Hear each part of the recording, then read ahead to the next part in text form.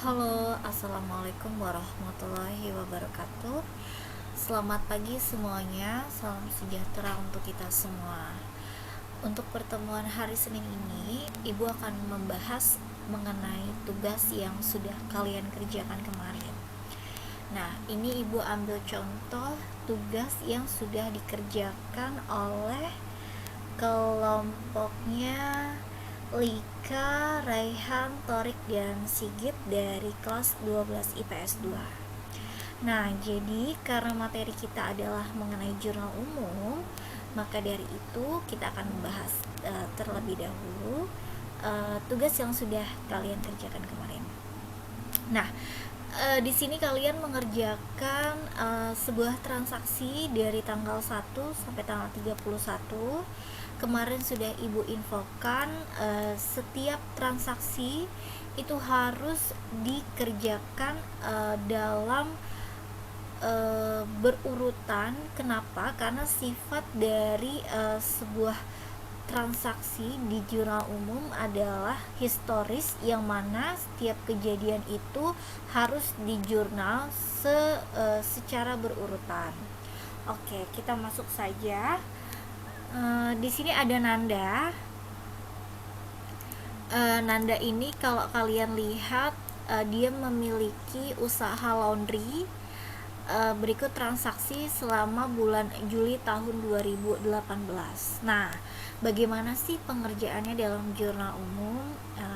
Coba kita lihat. Nah, seharusnya yang di titik-titik ini kalian berikan nama tokonya. Berarti kalau di sini karena yang punya adalah Nanda, kita tulis aja Nanda Laundry, gitu ya. Nah, ini kalau bisa kita tengahin. Nah, gini. Nah, ini oke, udah betul. Di bawahnya jurnal umum. Kemudian di sini kita tulis tanggalnya. Bulan kapan gitu. Berarti periode Juli 2018. Nah, ini penting banget untuk kalian isi. Jadi jangan sampai tidak diisi, karena ini sebagai keterangan dari informasi jurnal yang telah dibuat oleh kalian. Oke, kita langsung lanjut saja. Di tanggal 1 Juli, Nanda menyetorkan uang tunai sebesar 10 juta. Oke, ini sudah betul ya.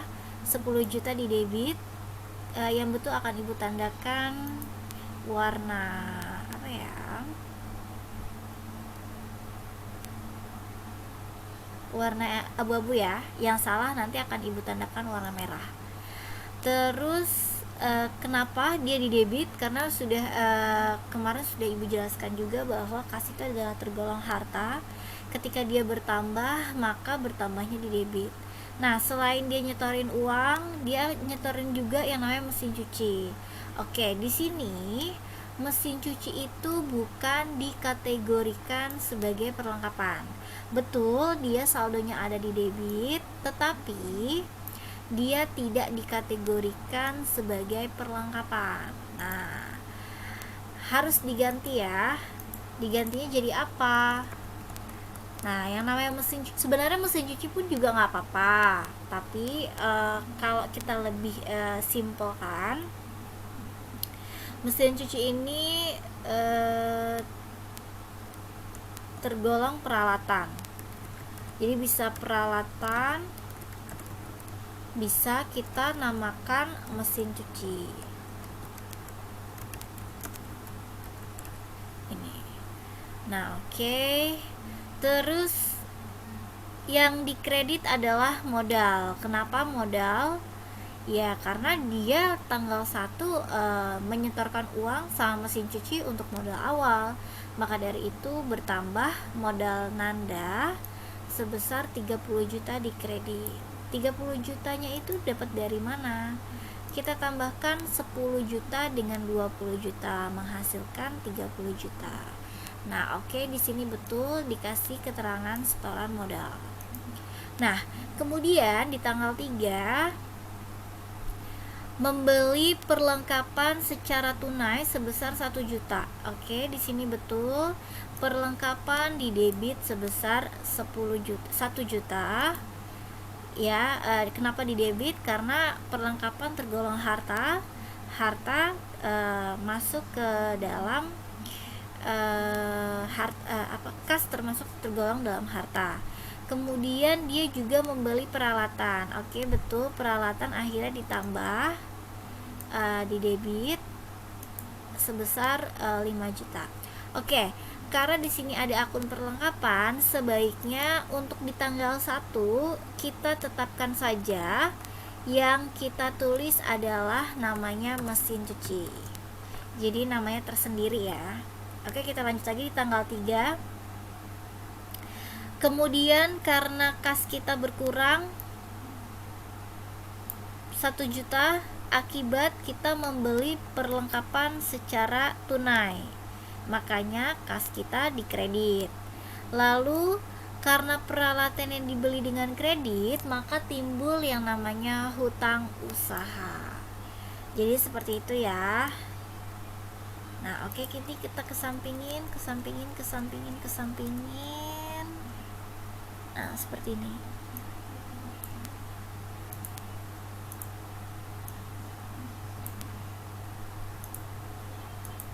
Nah, oke, terus keterangannya betul, membeli perlengkapan tunai dan peralatan kredit. Oke, good, kalian bagus banget nih ngerjainnya, kelompoknya Lika. Lalu di tanggal 10 diselesaikan pekerjaan mencuci seragam karyawan amanah catering sebesar 300 juta sekaligus menerima pembayaran secara tunai. Nah, di sini kita menyelesaikan mencuci ya. Jadi karena usahanya laundry, maka ada yang pendapatannya berkaitan dengan mencuci. Nah, di sini karena kita menerima uang, maka kas kita bertambah di debit sebesar 300.000. Kemudian itu dianggap sebagai pendapatan. Nah, makanya timbul yang namanya pendapatan di kredit sebesar 300.000. Lanjut lagi di tanggal 12, membayar biaya iklan. Nah, oke, sebenarnya tanggal 12 sini udah betul ya, namanya beban, oke, betul, tapi alangkah baiknya kalau kita tulis namanya menjadi beban iklan. Nah, ini lebih tepat. Beban selalu bertambah di debit, maka dari itu beban iklan di debit sebesar 200.000. Kemudian kas kita berkurang di kredit sebesar 200.000. Oke, ini juga betul. Nah, lanjut lagi di tanggal 15, Nanda mengambil uang untuk kepentingan pribadi sebesar 100.000. Di sini karena dia ngambil uang secara untuk kepentingan pribadi, maka timbul yang namanya prive. Nah, oke, good, prive di debit sebesar 100.000 itu di debit. Kemudian kas kita, karena kita ngambil uang di posisinya perusahaan, maka kasnya jadi berkurang sebesar 100.000. Di tanggal 20 lanjut lagi, diselesaikan jasa mencuci, spray, dan bed cover Hotel Bina sebesar 2 juta. Kemudian baru diterima tunai sebesar 500.000 dan sisanya diterima kemudian. Oke, ini betul banget di tanggal 20, tapi saran ibu tulis dulu nomor angka yang paling kecil. Berarti ibu ganti di sini ya. Di atasnya kas, kemudian di bawahnya adalah piutang usaha.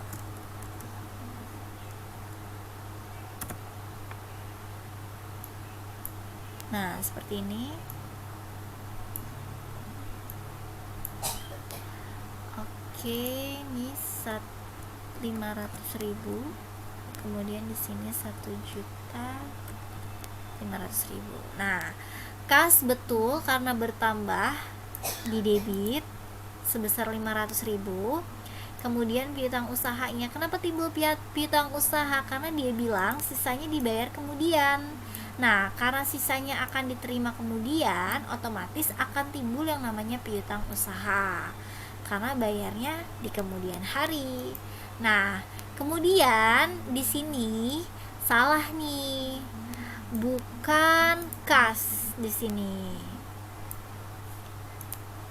Jadi di sini harusnya adalah pendapatan. Gitu.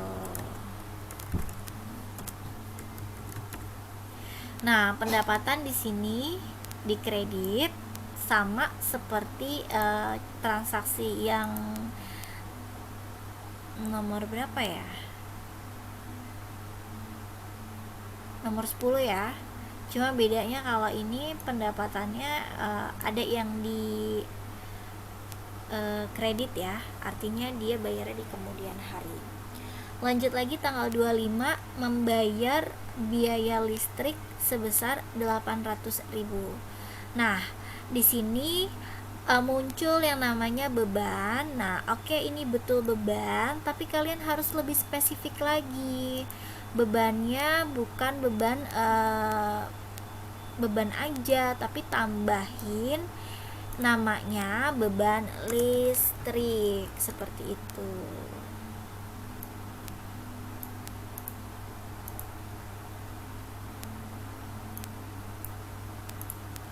Nah, ini.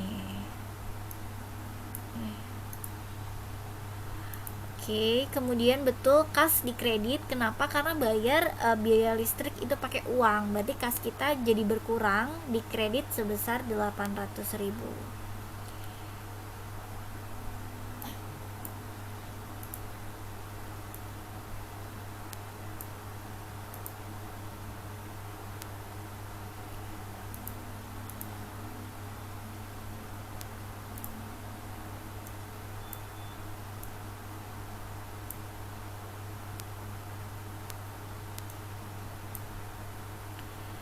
Nah, oke, lanjut lagi di tanggal 27.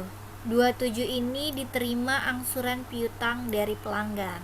Nah, karena dia menerima angsuran piutang, otomatis kita menerima uang. Nah, karena menerima uang, kas kita jadi bertambah. Kalau bertambah di mana? Di debit.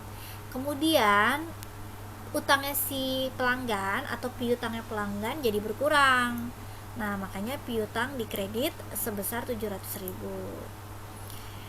Kemudian tanggal 30 dibayar gaji. Oke, ini sebenarnya betul banget beban, tapi lebih spesifik lagi. Bebannya adalah beban gaji. Kemudian ini sudah betul kredit, yang dikredit adalah kas. Di tanggal 31 membayar angsuran utang atas pembelian peralatan. Nah, di sini utang usaha kita debit. Kenapa? Karena kita bayar utang. Karena bayar utang kan sebenarnya itu dikredit kan. Kalau bertambah, berarti kalau berkurang kebalikannya, utang usaha di debit kalau berkurang. Nah, ini udah betul. Kemudian kas kita juga berkurang. Kenapa berkurang? Karena bayar. Kalau bayar pakai uang kita jadi berkurang, begitu. Oke, setelah itu kita total semuanya dari atas sampai bawah. Nah, menghasilkan jumlah 43.700.000. Oke, good. Ini udah betul, cuma ada beberapa yang masih kurang. Ini tolong diperbaiki kalian ya. Bagi yang masih salah tolong diperbaiki, sama percis seperti pekerjaan teman kalian ini. Nanti jawaban yang betul akan ibu post dalam pembahasan, atau nanti kalian bisa ngelihat dari penjelasan video ibu. Nah, kemudian untuk berikutnya tolong kalian kerjakan latihan yang sudah ibu submit dalam Google Classroom.